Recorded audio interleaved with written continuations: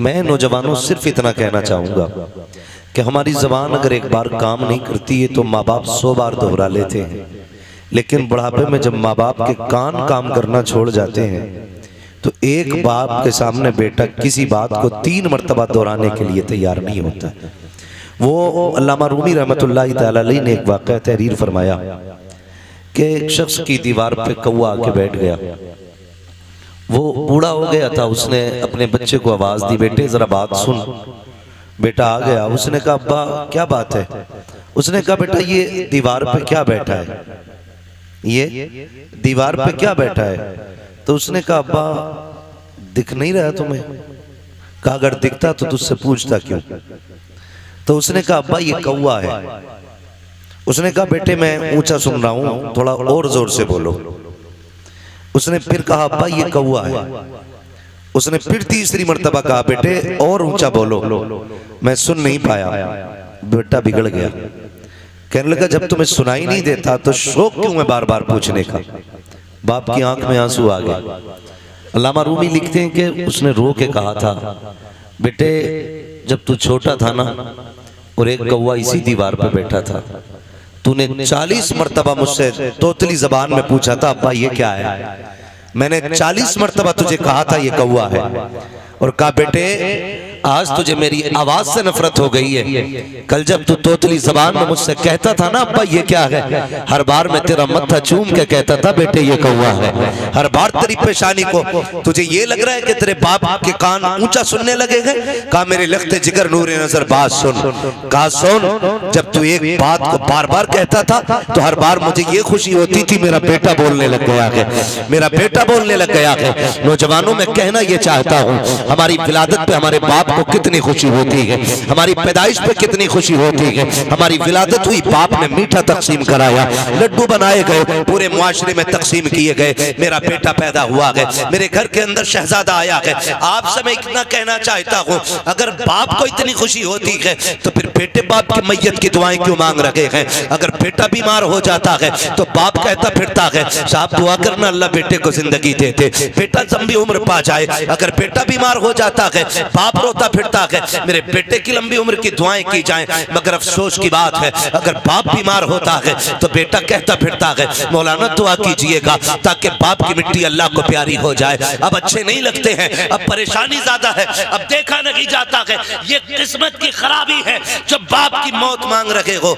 अल्लाह तौफीक दे तो बाप की जिंदगी मांगा करो, लंबी उम्र मांगा करो। तुम नहीं जानते हो अगर तुम्हें यह लगता है इसकी खांसी से घर का माहौल बिगड़ रहा है, इसकी आवाज से घर का माहौल बिगड़ रहा है, तो गलत सोचते हो। खुदा की कसम अगर ये बीमार बिस्तर पे पड़ा है, इसके हाथ उठते हैं खुदा की रहमतें बरस जाया करती हैं, इसकी जबान चलती है खुदा की तरफ से बरकतें आ जाती हैं। इसके लिए मौत ना मांगा करो, अगर मांग सकते हो इसके लिए जिंदगी की खैरात मांगा करो, जिंदगी की भीख मांगा करो। भूल गए हैं हम लोग, हमें शायद ये रिश्ते याद नहीं है।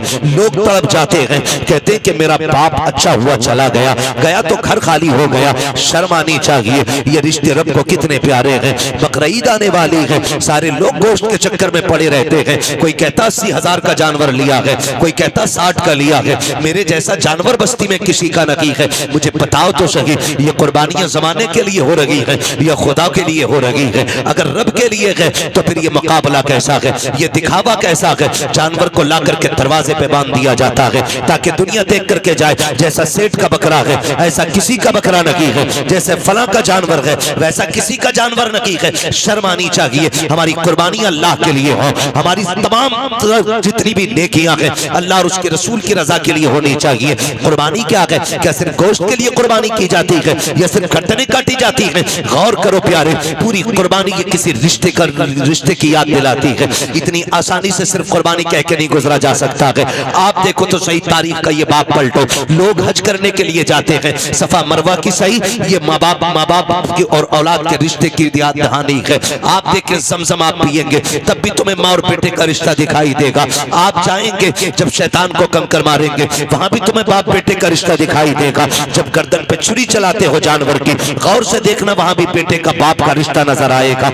ये रिश्ता कितना अजीम है रब की बारगाह में। आप गौर तो करो प्यारे, आज हम ये समझ लेते हैं क्या किया दुनिया के बाप पालते हैं, हमारे बाप ने पाला तो कौन सा बड़ा काम कर दिया। हम नादान हैं, गलत कह रहे हैं इस बात को। उनसे पूछो जिनके पास बाप का साया नहीं है जमीन कितनी तंग नजर आती है, खुशियां कितनी महदूद हो जाती है जब सर से बाप का साया चला जाता है। खुदा की कसम अगर बाप होता है तो पता नहीं चलता जवानी कब आ गई है, और अगर बाप चला जाता है तो फिर जवानी मुश्किल से मैसर हुआ करती है। जिस उम्र में बस्ते और किताबें होनी चाहिए उस उम्र में हाथों में औजार आ जाते हैं, मैकेनिक बना दिया जाता है, होटलों के बर्तन आ जाया करते हैं। माँ बाप का ना होना जिंदगी को तबाह बर्बाद कर देता है। अल्लाह ने माँ बाप जैसी दौलत दी है, नौजवानों उनकी इज्जत करना, उनकी खिदमत करना। जब तक माँ बाप होते हैं ये समझ लेना खुदा की रहमतें नाजिल होती रहती है। मैं तारीख का ये बाप पलटना चाहता हूँ, आप तारीख उठा करके देखिए। अल्लाह के खलील हजरत इब्राहिम अलैहिस्सलातु व तस्लीम, हजरत इब्राहिम की आप जिंदगी पढ़िए। आपने पूरी जिंदगी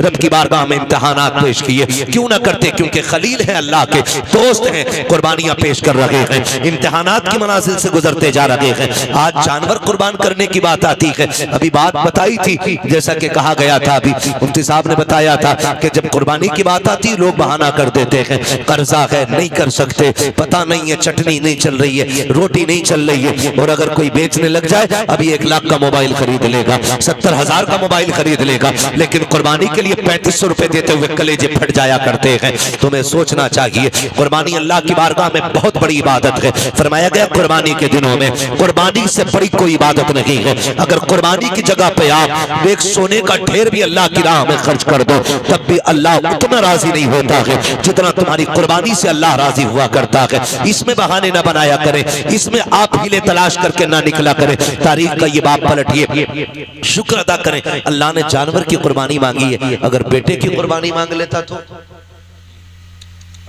अल्लाह ने अपने खलील से बेटे की कुर्बानी मांगी, हमसे मांग लेता तो बकरा देने तैयार नहीं है। बेटे के मामले में फिर क्या होता? वो करीम है, उसने इब्राहिम खलीलुल्लाह की सुन्नत को जिंदा करने के लिए हमसे जानवर की कुर्बानी मांगी, जानवर की कुर्बानी जिंदा मांगी, जानवर की कुर्बानी मांगी है। और आप इस बात पे भी गौर करें, इस बात पे भी गौर करें, अगर आप मुसलमान हैं तो आपको आजमाया जाएगा। कहते हैं यार मुसलमान और हम पे मुसीबतें आ रही हैं। हाँ हाँ, आप मुसलमान हैं तो आप ही को आजमाया जाएगा। वो कहा था किसी ने शहादत गए उल्फत में कदम रखना है। लोग आसान समझते हैं मुसलमान होना, जब आपने कहा है ना ला इलाहा इल्लल्लाह तो फिर अब इम्तिहान से भी गुजरना पड़ेगा, आपको इम्तिहान देना पड़ेगा। और आप ही नहीं, सबने इम्तिहान दिए।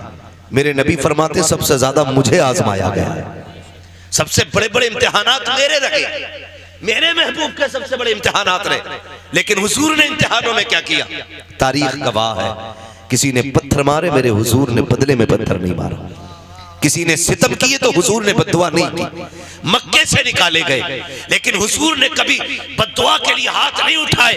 यहां तक कि ताइफ में पत्थर लगे, हुजूर के हाथ उठ गए। हाल क्या था? जूतियां खून से भरी हैं, बदन कपड़े खून से शराबोर है, चेहरे से खून बह रहा है, लेकिन हाथ उठे तो यही कहा था मालिक इन्हें अजाब न देना, इन्हें बख्श दे, मालिक इन्हीं की नस्ल से दीन के अलंबरदार पैदा फरमा देना। ये हमारे हौसले हैं, ये हमारे मामलात हैं। जरा से इम्तिहानात आ जाएं लोग को कलेजे फट जाते हैं। हम मुसलमान हैं, हम पे ये सितम हो रहा है, हम मुसलमान हैं, हम सताए जा रहे हैं। कहाँ है अल्लाह की मदद नहीं आती, कब आएगी अल्लाह की मदद? भाई इम्तिहान की घड़ियां हैं, इनको जरा संभल के पार करना है। जो इम्तिहान में पार हो जाता है, इम्तिहान पास कर जाता है, समझ लेना दुनिया भी कामयाब है, आखिरत भी कामयाब है। कैसे कैसे आजमाया जाता है, यही अल्लाह के खलील हैं। आपको कैसे आजमाया गया? जंगल में रखा गया, अल्लाह के खलील ने सब्र किया, फिर क्या किया गया? लोगों ने बहुत सताया, परेशान किया, आपने बुत तोड़े, लोग दुश्मनी पे आमादा हो गए, यहाँ तक के नारे अमरूद को तैयार किया गया। आग इतनी तेज थी, इतनी तेज थी कि परिंदा कोई ऊपर से गुजरता तो वो गिर जाया करता था और मर जाता था उसकी तपिश से। अल्लाह अकबर। तारीख का ये बाप पलटते चले और देखते चले, जब उसी नमरूद की आग में डालने की बारी आई, हजरत जिब्रील अमीन ने आके कहा था इब्राहिम रब के खलील हो, मैं रब की बारगाह तक जाता हूँ, अगर कोई जरूरत हो तो बताएं। आप मंजनीक के अंदर रखे हुए हैं, ये नहीं कहा था जिब्रील देखो सामने आग है, मैं मंजनीक में हूँ। कहा था कि मैं जानता हूँ, मेरा रब भी जानता है, मुझे मुझे कोई जरूरत नहीं है। कहा फिर अपने रब ही से कह दो। कहा जो सब जानता है उससे कहने की जरूरत क्या है, जिसमें वो राजी है उसमें मैं राजी हूँ। ये कह के आप राजी हो गए। जब नारे नमरूद में डाला गया, अल्लाह ने आग को ठंडा होने का हुक्म दिया।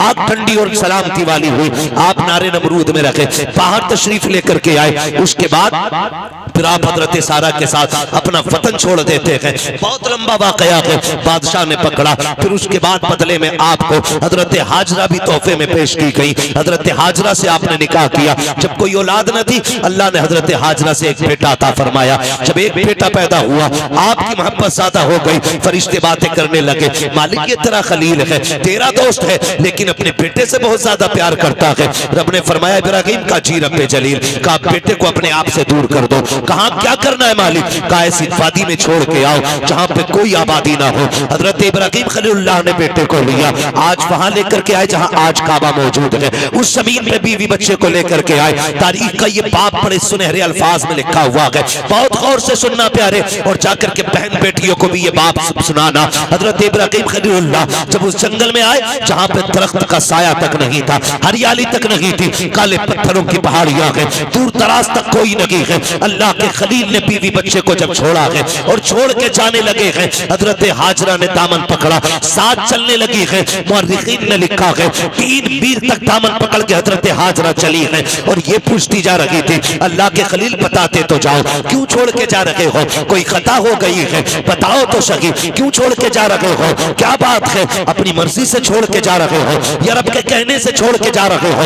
ये हजरत हाजरा कहते कहते 3 मील तक दौड़ी है। तारीख गवाह है, खुदा की कसम, एक जुमला भी हजरत हाजरा ने नाशुक्री का नहीं कहा था। आज शौहर अगर बीवी के पसंद के कपड़े न लाता है तो फिर बीवियां बिगड़ जाया करती हैं। कहती तुम्हारे घर में सुकून नहीं मिला है, जब से तुम्हारे घर में आई हूँ मुझे मिला कि क्या है, इस तरह के ताने दिया करती है। ए मेरी बेटी, मेरी बहन, कान खोल के सुन लेना, तेरी जन्नत तेरे शौहर के कदमों में रखी गई है। तू लाख सजदे कर ले, लाख नवाफिल पढ़ ले, अगर तेरा शौहर तुझसे नाराज है तो खैरियत नहीं है। अगर तेरा शौहर 2 पैसे की चीज लेके आता है, उससे चेहरा बिगाड़ के बात ना कर, उसका मुस्कुरा के इस्तेमाल करना। तू नहीं जानती है कि तेरे शौक तो इतने हैं कि शौहर की कमाई उतनी नहीं है। लंबी लंबी लिस्टें बना के दी जाती है, मुझे 7,000 का जोड़ा चाहिए, 8,000 का जोड़ा चाहिए। मेरी बहन तो कनीज़े फातिमा ज़हरा है, तेरे लिए जन्नत में महल्लात तैयार किए गए हैं, जन्नत में जन्नती लिबास तेरे लिए है। फकत इतना करना है, तुझे अपने शौहर की रजा में राजी रहना है। तू कौन है, तेरी औकात क्या है? ना तू वली की बेटी है, ना तू नबी की बेटी है, ना तू नबी की बीवी है, ना तू वली की बीवी है। तारीख का ये बाप पलट के तो देखो, हजरत हाजरा को अल्लाह का खलील छोड़ के जा रहा है, जंगल में छोड़ के जा रहे हैं। कोई दरख्त नहीं है, कोई साया नहीं है, जंगल की जंगल है। 3 मील तक दौड़ी है, दामन पकड़ के दौड़ के कहा था, खलील ये तो बता के जाओ क्यों छोड़ के जा रहे हो? इतनी सी खजूरें, इतना सा पानी, ये किसके सहारे है? अल्लाह के खलील की आप तारीख पढ़िएगा, आग में डाले गए हैं, अल्लाह के खलील नहीं रोए हैं, वतन छोड़ा है नहीं रोए हैं, नमरूद की फौज ने पीछा किया है नहीं रोए हैं। लेकिन जब बेटे को जंगल में छोड़ के जा रहे हैं, लोग कह दिया करते हैं मेरे बाप का रिश्ता की क्या है, मेरा बाप मुझसे प्यार नहीं करता है। गैरत आनी चाहिए। खुदा की कसम, वो खलील जो नमरूद की आग से लग कर के नहीं रोया, वो खलील जो आग में डाला गया तब आंसू नहीं आए, दुश्मनों ने पीछा किया तब नहीं रोया। लेकिन आज जब बेटे को छोड़ के जा रहे हैं, आंख से आंसू टप टप गिरते जा रहे हैं। शरीक हयात ने कहा था, अल्लाह के खलील बताते तो जाओ, इस जंगल में क्यों छोड़ के जा रहे हो? अच्छा ये बताओ, अपनी मर्जी से छोड़ रहे हो या रब ने हुक्म दिया है? इतना सुनना था। अल्लाह के खलील ने कहा था, हाजरा प्यारी सौजा बता तो सके, अगर रब ने किसी को ऐसा बेटा दिया हो और वो भी कोई शुरू उम्र का ना हो, 70 साल की उम्र में मिला हो, और यूं ही नहीं जिसको दुआओं में मांगा हो, सजदों में रो के मांगा हो, तब जाके इस्माइल सा बेटा मिला हो, क्या ऐसे बेटे को कोई जंगल में छोड़ जाएगा? अपनी मर्जी से छोड़ के जाएगा? कहा हाजरा ये अपनी मर्जी से छोड़ के नहीं जा रहा हूँ, बल्कि अपने रब के कहने से छोड़ के जा रहा हूँ। हजरत हाजरा ने इतना सुना, तवक्कुल अल्लाह देखिए, अल्लाह पे भरोसा देखिए, इतना सुनना था, दामन छोड़ा, मुस्कुरा के कहती है, खलील पे ठहरो, ये पानी भी ले जाओ, खजूरें भी ले जाओ। कहा क्या करोगी? कहा जिस रब की मर्जी से छोड़ के जा रहे हो वही रब खाना भी दे देगा, पानी भी दे देगा। इसे तवक्कुल अल्लाह कहते हैं। क्या बात है। नारे तकबीर, नारे रिसालत, मसलके आला हजरत खतीब अहले सुन्नत मुफ्ती हम्माद रजा मुरादाबादी, नारे तकबीर। ये रिश्ता होता है माँ बाप का, इसे समझने की कोशिश करें। जो खलील नारे नमरूद से न रोया, वो बेटे की जुदाई पे रो दिया, वो बेटे को छोड़ते वक्त रो दिया। सोच तो सही, कैसे कह देते हो मेरा बाप प्यार नहीं करता। खुदा की कसम खा के कहता हूं, मंडी चले जाओ, मार्केट चले जाओ, जितने मजदूर थैले हाथ में लेके खड़े होते हैं ना, उनसे पूछना इस उम्र में क्या जरूरत थी इतनी गर्मी में काम करने की। सिर्फ यही कहेगा, बच्चों का पेट है, बच्चों के लिए आया हूं। बच्चों की जरूरतें माँ बाप को मौत तक ले जाती है, और औलाद कहती है क्या किया है मेरे बाप ने, क्या किया है मेरे बाप ने। खुदा की कसम, अगर तेरे हलक में हराम का लुकमा नहीं जाने दिया है तो सबसे बड़ा एहसान किया है तेरे बाप ने, तेरे ऊपर बहुत बड़ा एहसान किया।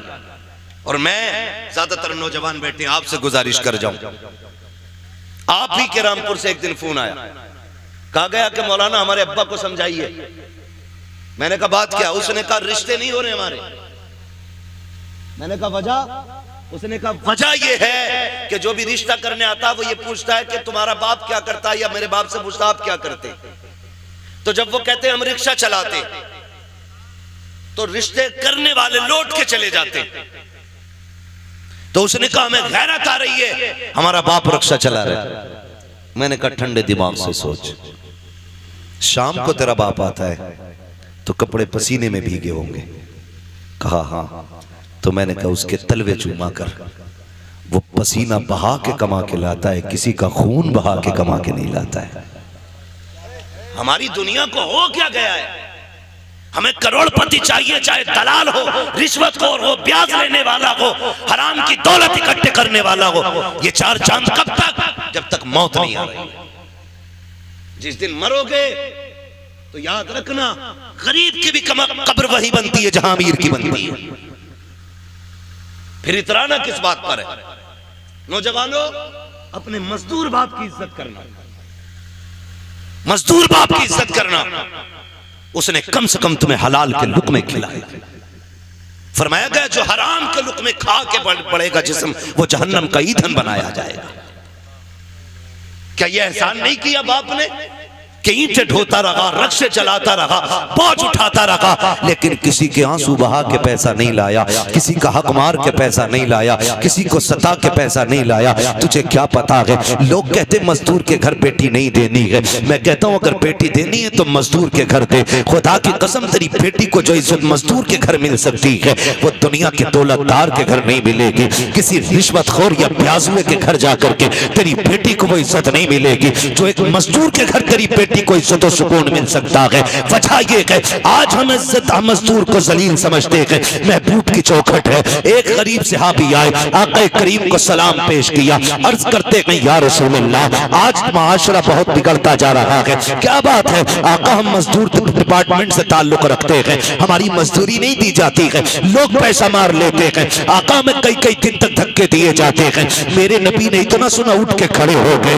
फरमाया मुसाफा नहीं करोगे? कहते हैं या रसूल अल्लाह, हाथ ऐसे नहीं है जो आपके हाथ में दिए जा सके। क्या बात है। काका इन हाथों से मजदूरी करता हूँ, हाथों में छाले पड़े हैं, फेटे हैं, कहाँ आप जैसे, आपके गुलाब जैसे हाथ, कहाँ मेरे ये सख्त हाथ। आका खैरत आती है आपके हाथ में हाथ देते हुए। मेरे नबी ने उसके हाथ देखे, फरमाया ला तेरे हाथों को बोसा दे दो। इतना सुनना था, मजदूर की आंख में आंसू आ जाते हैं। या रसूल अल्लाह, आप बोसे की बात करते हैं, यहाँ मजदूर को बगल में बैठा के कोई पानी नहीं पिलाता है, यहाँ साथ बैठा करके कोई एक प्लेट में खाना नहीं खिलाता है। आका आप हैं कि चूमने की बात कर रहे हैं। मेरे नबी ने इतना सुना, फरमाते हैं खाली सिर्फ निजाम नहीं बनाना है बल्कि जमाने को मजदूर की इज्जत भी बतानी है। आका करीम ने जब मजदूर के हाथ को बोसा दिया, तड़प गया आका, इतनी इज्जत। फरमाया सिर्फ इज्जत नहीं, एक कानून भी बता रहा हूँ, जाओ जमाने से कह देना कि मजदूर की मजदूरी पसीना सूखने से पहले दे दो। कहा ये इज्जत किसने दी है?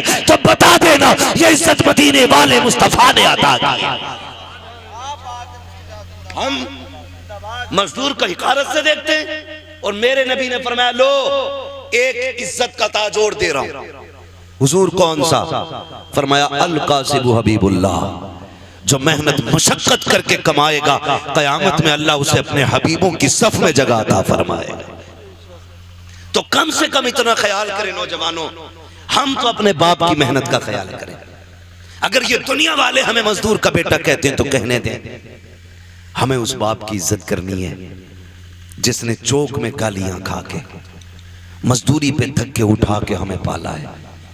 तुमसे तो कम से कम इतनी तवक्को होगी उस बाप को कि कोई इज्जत करे ना करे, मेरा बेटा तो इज्जत देगा ना। अगर वही औलाद उसे जलील करने लगे तो बताओ वो जी के क्या करेगा? क्या करेगा वो जी के? जब वही औलाद उससे कहती हो कि तुझे टुकड़े डालने से बेहतर है कुत्ते को टुकड़े डाल दिया जाए, क्या करेगा वो बाप जी के? उसे हार्ट अटैक नहीं आएगा? उसे हार्ट अटैक नहीं आएगा? वो रोएगा नहीं अपनी कमनसीबी पे? क्या वो भूल गया होगा उन दिनों को जब तुझे गोद में उठा के वो गली गली फिरता रहा? मुझे बताओ, तुझे सर्दियों में बुखार आया, बाप ने सारे कंबल तुझे उड़ाए, खुद ठंडी में ठिकरता हुआ मंडियों के गलियों के बाजारों के हॉस्पिटलों के चक्कर लगाता रहा, खुद मर गया लेकिन बेटे को जिंदगी दे गया। लाजिम है हर बेटे पे अपने माँ बाप की इज्जत करे, अपने माँ बाप की इज्जत करे।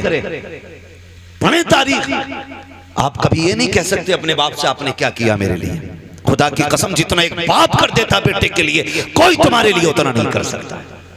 मैं तो चैलेंज के साथ कहता हूं, एक बाप को तोलने के लिए ना खुदा की कसम जिंदगियां कम पड़ जाएंगी, लेकिन बाप की मशक्कतों का अंदाजा नहीं लगाया जा सकता। आप भी जानते हैं एक आदमी को अपना पेट पालने में कितनी मुश्किल आ सकती है।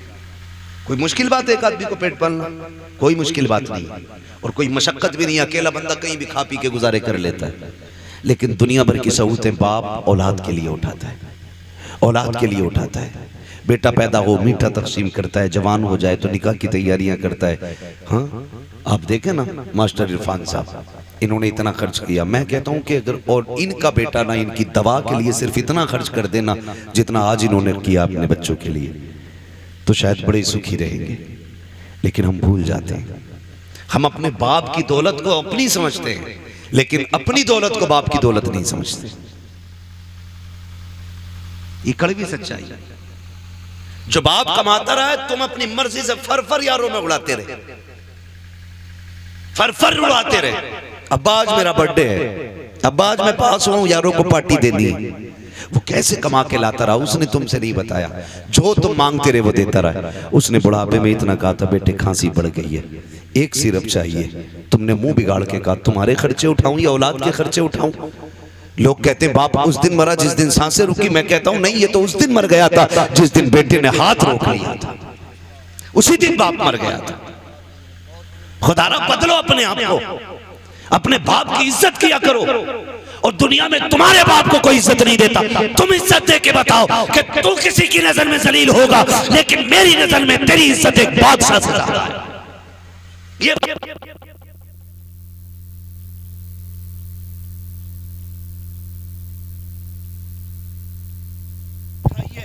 कम से कम वो बुढ़ापे में आके तुम्हारी मोहब्बत की वजह से उसकी थकन उतर जाए, ये कोशिश किया। अक्सर नौजवान मेरे सामने बैठे, अल्लाह करे हर नौजवान अपने बाप की इज्जत करने लग जाए, बाप की इज्जत करने लग जाए। हम तो ये सोचते हैं ना, ये सोचते हैं ना जो भी कमाया वो हमारा है, हमारे बाप का कुछ नहीं है। नहीं, ख्याल करो यार, ख्याल करो। एक बाप की जिंदगी अपनी औलाद के लिए पूरी सर्व कर देता है बाप। मैं अर्ज कर रहा था, अल्लाह का खलील बेटे को छोड़ते वक्त, बेटे को छोड़ते वक्त, उसके थोड़ा आवाज या वही दे दो।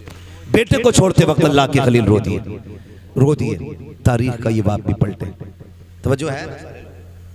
थके तो नहीं अभी? अगर नहीं थके तो बोलने जरा या रसूल अल्लाह। हमारे अलीम भाई बता रहे थे कि ये बड़े सुस्त लोग बैठे, और नकीब साहब भी फरमा रहे थे हल्के में मत लेना। अल्लाह सलामत रखे। मैं आपसे ये भी नहीं कहूंगा कि आप हाथ उठा के सुभान अल्लाह को या उठ के सुभान अल्लाह को। मैं कहता हूं जो मैं बात कह रहा हूं इसे दिल पे लिख के ले जाना। अगर आज के बाद एक बाप को भी इज्जत मिल गई ना, तो मैं समझूंगा हम सबका यहाँ आना कामयाब हो गया, आपका बुलाना कामयाब हो गया।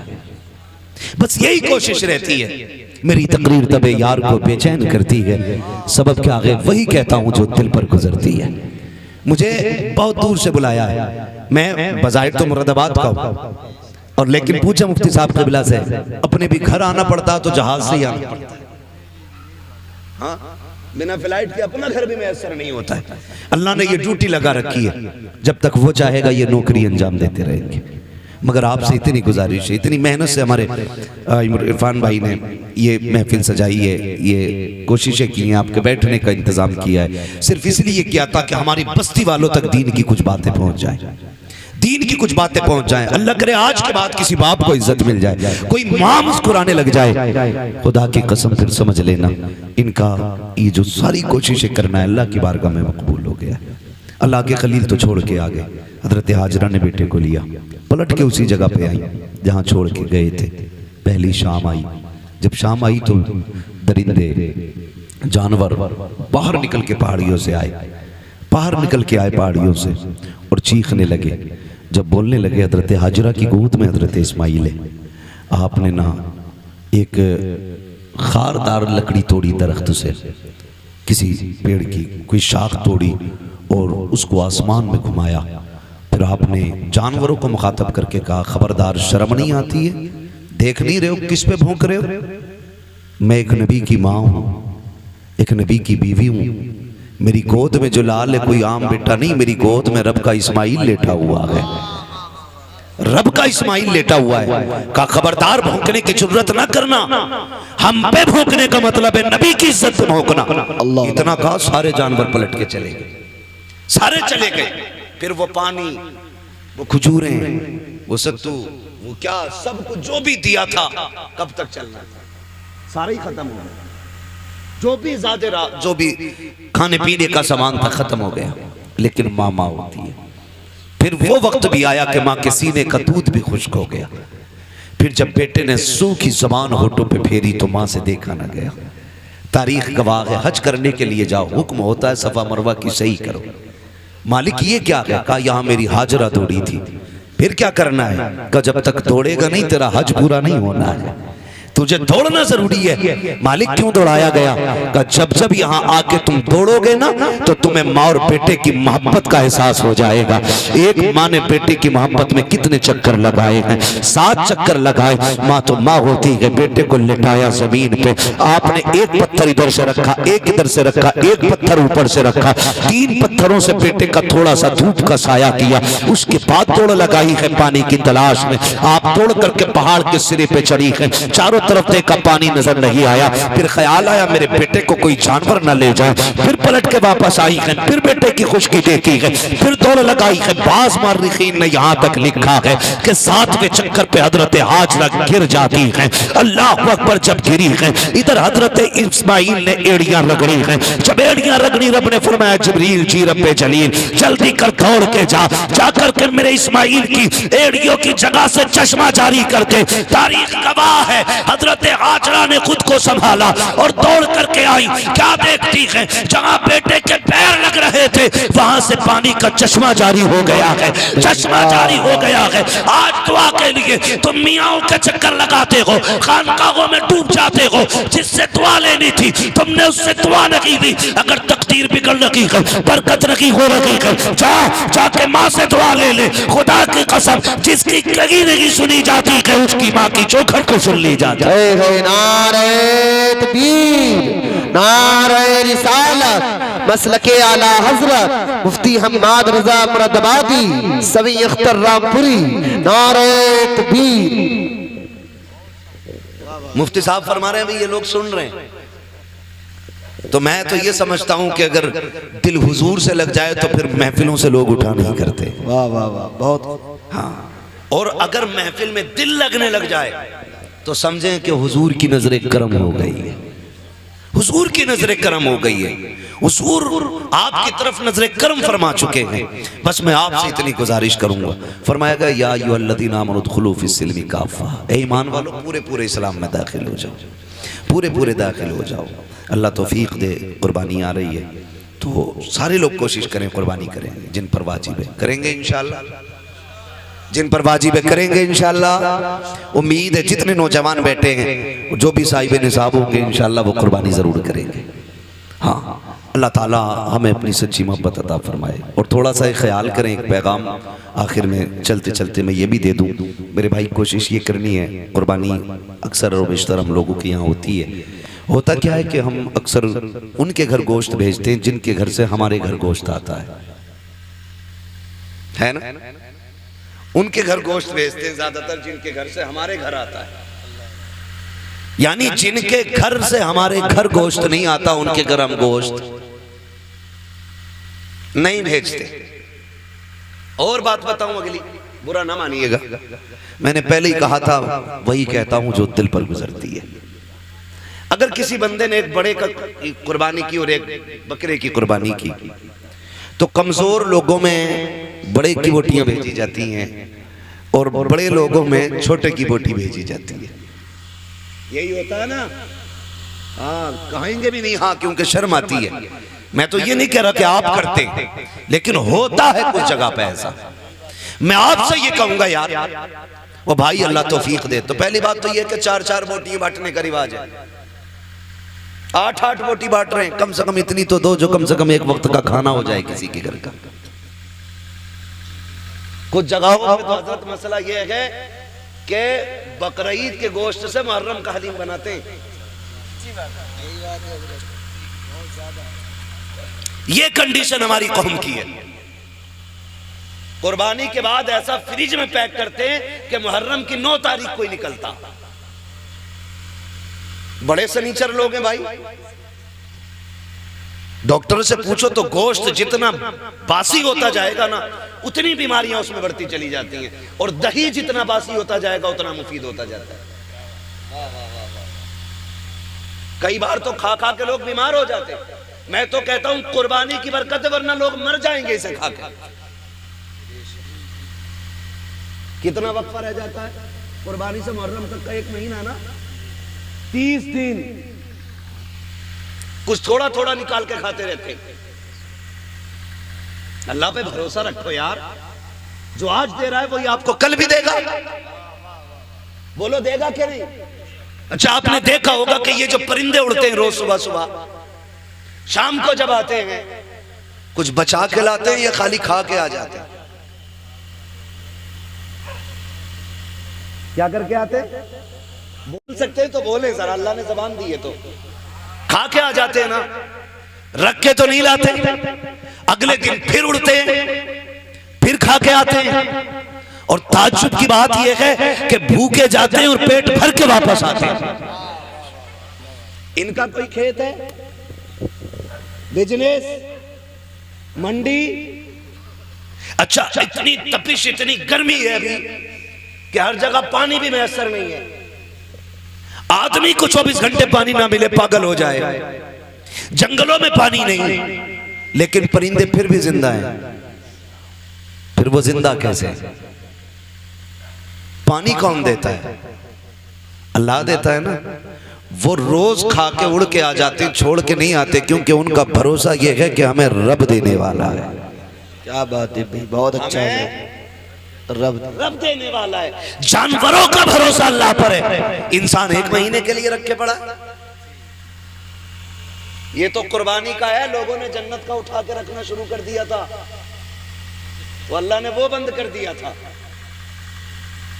आपको अल्लाह ने अगर दिया है तो फ्रिज में ना भर। कितने ऐसे लोग आज भी हमारे मुआशरे में हैं जिन्हें साल साल भर गोश्त खाने तक की तौफीक नहीं होती। वजह इतनी ये है, कंजूस नहीं है, कमज़ोर लोग हैं, मजदूर लोग हैं, महंगाई ने कमर तोड़ दी है। किसी के आगे बेटियां जवान हैं, किसी के घर में बेटे परेशान हैं, किसी को बीमारी ने घेर रखा है, कोई मुसीबत में है, कोई आजमाइशों में है, कोई बीमारियों में है। इस वजह से कितने लोग गोश्त नहीं खा पाते हैं। अल्लाह ने तुझे तौफीक दी है। ओ यार, अगर तूने बकरे की कुर्बानी की है, अमीर तो 8वें दिन 10वें दिन बकरा बकरा खा ही लेता है। कभी उस गरीब के घर भी बकरे का गोश्त भेज दिया करो जिसके बच्चे बाप से कहते हैं बकरे का गोश्त हमने नहीं खाया है, कभी हमको भी बकरे का गोश्त खिलाया जाए। कई बार मजदूर गरीब मंडी गया है, कई बार दुकान जाकर के लौट आया है, कहा बेटे गया तो था 700-800 का रेट था, इतनी तो तेरे बाप की मजदूरी भी नहीं है, जितने का गोश्त था ये सोच करके बाप लौट आता है। तुम्हें रब ने अगर तौफीक दी है, अगर तुमने छोटे की कुर्बानी की है अल्लाह की रजा के लिए, कभी उन गरीबों के घर दे दो जिनके यहाँ कभी गोश्त नहीं गया है। खुदा की कसम खा के कहता हूँ तूने 4 बोटी अगर अमीर के लिए दी है, चर्चों के लिए दी है, ताल्लुकात के लिए दी है, सिर्फ वाफा के लिए दी है, तो ये 4 दिन के लिए है, खत्म हो जाएगा। अगर तूने वही बोटियां किसी गरीब की दिलजोई के लिए दी है, खुदा की कसम मर के कयामत में आना अल्लाह तुझे इज्जतों के ताज अता फरमा दे। वाह वाह वाह, जिंदाबाद जिंदाबाद, बहुत खूब। गोश्त उन्हें दे जिनके यहाँ हुआ ही ना हो। कई बार ऐसा होता है जिनके घर कुर्बानी हुई है 2 क्विंटल में से 50 किलो इसके घर रखा और मोहल्ले वालों ने भी एक तसला भेज दिया। और कितने गरीब ऐसे होते कि बकरा ईद के घर दिन भी उनके घर में दाल बनती है। इसे ईद कहते हो? तेरी बस्ती के अंदर अगर एक बंदा भी ईद के दिन चटनी से खाएगा तो तुझे गैरत से मर जाना चाहिए। अल्लाह तौफीक दे तो ये गरीबों में तकसीम करे। आपके घर के होते हुए किसी घर में दाल या चटनी नहीं।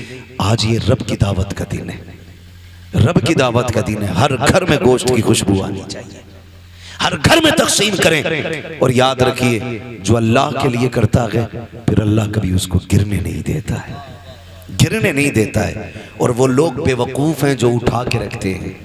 जब बर्तन खाली होता तभी नया भरा जाता है, जब पहले से भरा होता तो फिर उसमें जगह ही नहीं होती, वो भरेगा कहाँ से?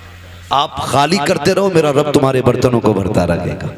जो खर्च करना नहीं जानते उन्हें कमाइयों का भी तरीका नहीं आता है। कमाई का भी तरीका उन्हीं को आता है जो खर्च करना जानते हैं। आप अपनी कमाई में गरीबों का हिस्सा रखें। कुर्बानी आ रही है, सारे लोग कुर्बानी करें। अल्लाह तौफीक दे, अपने बच्चों को दीन की तालीम दे। जिस तरह हमारे इरफान भाई ने अपने बेटों के अकीक़े की खुशी में, बेटियों की खुशी में माशाल्लाह खुश नसीब हैं। फरमाया गया अल्लाह जिसे 3 बेटियां दे और वो पाल पोस के उन्हें इज्जत से रुखसत कर ले, हुजूर ने फरमाया वो बंदा जन्नती होता है, वो बंदा जन्नती होता है। और फिर अल्लाह ने 3 बेटियां दी हैं, मुज्दा मुकम्मल है। यहाँ तक कि 2 बेटियों के लिए भी खुशखबरी है, 1 बेटी वाले के लिए भी खुशखबरी है। लेकिन सबसे पहले 3 का तज़किरा आया था। अल्लाह ने 3 बेटियां दी हैं, 1 बेटा दिया है। अल्लाह आपको भी बेटी बेटा देना। तो मैं तो ये कहता हूँ कि बेटी पे भी उतनी खुशी किया करो जितने बेटे की पैदाइश पे खुशी करते हो। इसलिए कि याद रखना कभी कभी बेटे वो काम नहीं करते जो बेटियां काम कर जाया करती हैं। और बेटियों की मोहब्बत बाप से हमेशा जुदा होती है। बेटी के प्यार को बेटों का प्यार नहीं लगा करता है। आप भी जानते होंगे आपसे जितनी मोहब्बत आपकी बेटी करती है उतना आपका बेटा नहीं करता होगा। इसलिए कि बेटियां तड़प जाती हैं बाप के बगैर, पूरी ज़िंदगी वो सिर्फ बाप के चेहरे की मोहताज रहती हैं। और फिर अल्लाह ने बेटी की मोहब्बत भी बाप के दिल में कैसी डाली है। मेरे नबी ने खातून जन्नत को सीने से लगा के कहा था मेरी फातिमा मेरे जिगर का टुकड़ा है। जिस दिन मेरे नबी ने कहा मेरी फातिमा मेरे जिगर का टुकड़ा है, उस दिन से आप जाकर के मंडी में देखो सफ़ेद बालों वाला रक्षा चला रहा होगा, कमर झुकी है लेकिन मजदूरी कर रहा होगा। क्या बात है चाचा क्यों मजदूरी कर रहे हो? का बेटी को रुखसत करना है। ये बाप तो कत्ल कर देता था, ये बाप तो दफन कर देता था इस बेटी को। आज इस बेटे बाप के दिल में बेटी का प्यार कितना आ गया है। खुदा की कसम बुढ़ापे में मजदूरी कर रहा है ताकि बेटी को इज्जत से रुखसत कर सके। और जब घर आता है ना तो सारी थकन बेटी का चेहरा देख के उतर जाया करती है। ये प्यार अल्लाह ने बेटियों का दिल में जिंदा रखा है, ये कायम किया है। जब बेटी शुरू में पैदा होती है तो बाप को बोझ लगती है। जैसे जैसे दिन बढ़ते जाते हैं वैसी वैसी बेटी की मोहब्बत के दिल में चिराग रोशन होते चले जाते हैं। फिर यही बेटी जब रुखसत होती है तो बाप किसी की मैयत पे इतना नहीं रोता जितना बेटी की रुखसती पर रोया करता है। ये प्यार किसने पैदा किया है? ये रब ने पैदा किया है। अल्लाह बेटा दे तब भी खुशी मनाओ, बेटी दे तब भी खुशी मनाओ, इसलिए कि बेटा नेमत होता है, बेटियां खुदा की रहमत हुआ करती है।